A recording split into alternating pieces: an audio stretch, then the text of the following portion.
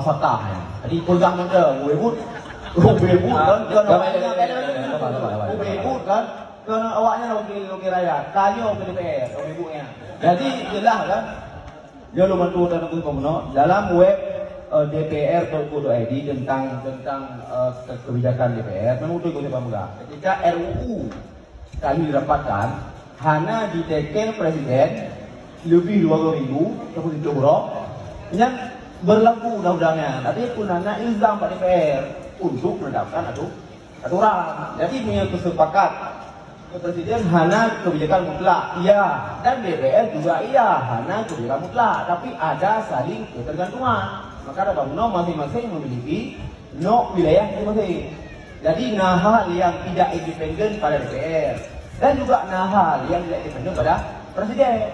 Bukti yang sangat tidak independen presiden, hanya dia pilih